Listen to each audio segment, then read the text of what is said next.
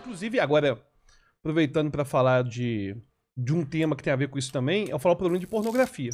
É, cara. Pornografia tá causando a impotência de jovens de 20 anos, 21 anos, e tem um problema da evolução a ver com isso, da teoria da evolução. Ah, é? Que tem a ver com isso, que é o seguinte. Eu não quero dar um papo moralista, eu não tô querendo dar um de moralista, sabe? Ou o NoFap, você tá ligado É, no o NoFap, NoFap, né? cara, Vai levitar. Tá ligado, o né? NoFap, inclusive, grande parte daquilo é bobagem. Eu quero aproveitar e fazer aqui um corte legal, né? Um corte bacana. Vamos lá. Eu fiz até um vídeo de humor sobre o NoFap Porque também. o problema é o seguinte. Que são 30 dias, em novembro, se não me engano, né? Aí você transmuta a sua masculinidade. É. É um absurdo. Eu perdi o desafio no primeiro dia. Eram 30 dias. No primeiro eu falei, desisto. Primeiro eu vou falar o problema da pornografia. E depois eu vou falar por que o NoFap é uma bobagem. Tá. Bom, o problema da pornografia é o seguinte. Existe o chamado superestímulo. O que é o superestímulo? São estímulos que a gente já está, pela teoria da evolução, pelo processo evolutivo, selecionado a ter prazer, por exemplo. Só que a gente não foi programado para ter esse estímulo nessa intensidade que é apresentado. Deixa eu só fazer uma parte. O prazer pra gente, pensando naquele lance do gene egoísta, né? Naquele livro e tudo mais, que a nossa única função é passar nossos genes pra Com frente. certeza. E tudo vem depois disso. O prazer, ele surge porque animal provavelmente também tem prazer quando transa. Tem. Porque pra forçar, pra ele ter... Claro. Estimular a produção. Talvez não no nível da gente. A gente tem um prazer muito cortical, muito pensamento, né? Exatamente. Tipo, a voz da mulher ou a voz do cara pode Pro fazer... animal, O animal deve ser mais físico, é muito mais né? fisiológico. É fisiológico. O prazer aparece pra gente do que como a gente conhece hoje, sendo uma coisa desejável. Pô, eu quero ter aquele prazer, eu busco aquele prazer pra forçar a gente a transar mais. Com certeza. Ou seja, exatamente isso. Existe Não uma tô programação... não tô fazendo uma defesa... Pra quem trai. Pra quem trai. Não, de forma alguma. Só tô falando que... Existe... O ponto é o seguinte. Existe, então, Né, Mandíbula? essa questão de a pessoa... O cara joga do nada. Primeiro que eu não entendi, segundo que a minha namorada deve estar assistindo, ela também não deve ter entendido, mas tá bom. Mas ela não entender, tudo bem. Aí a treta é o seguinte, então, imagina, existe essa programação, tanto de homens e tal, de buscar pelo prazer pra poder passar descendentes pra frente. Tá. Agora eu te pergunto, você lembra como que era na sua adolescência, na sua infância, a saga da Playboy? O que era a saga? Cara... Não, existia. Não, por exemplo, você... Na minha época era catálogo da uma Demilos da vida. Sabe? Não existia a chance de ver uma revista pornográfica. Não tinha, cara. Exatamente. Ninguém conseguia Então, por isso. exemplo, se alguém... Por exemplo, eu sou dos anos 80, nasci em 1980. Dado sensível. Eu nasci O cara só se põe em perigo da risada. Eu nasci em 1980. Cara, se chegasse, eu tava lá nos anos 90, no colégio, 93, 94, chegasse uma Playboy na sala, era uma coisa mega clandestina, que não se achava em lugar nenhum, e que ia assim, enfim, era Você não podia chegar na banca e ser amigo do cara, o cara te vende. Não existia Não isso. existia isso. Não tem isso. Então o que acontecia? Por que eu tô falando sobre isso?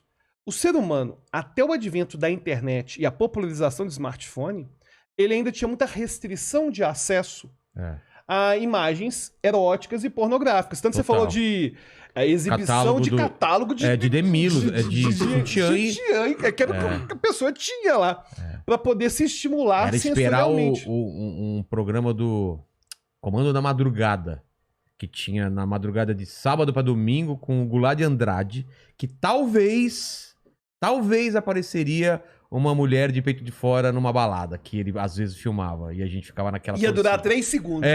Mas a molecada ficava torcendo e assistindo, esperava os pais dormir pra ver se. Exatamente. Aí qual que é o problema? Que até esse momento, a gente não tinha uma hiperestimulação em relação a esse estímulo sexual.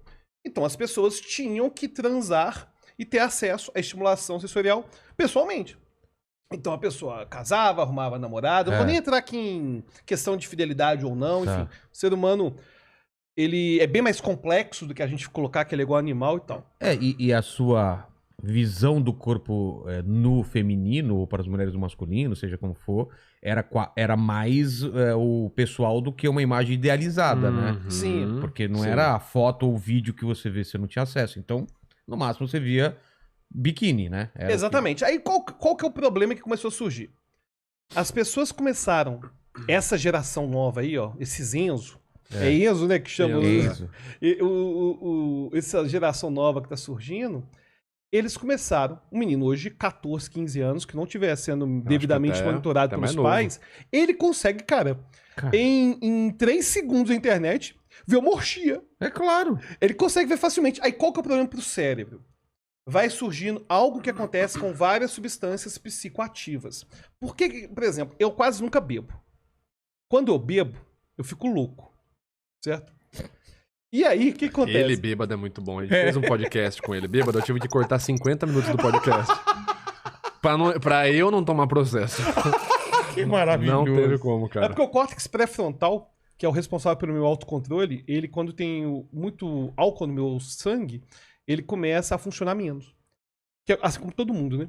Só que, enfim, aí o que acontece? Eu quase nunca bebo, então quando eu bebo, eu acabo ficando mais felizão. Então, sei lá.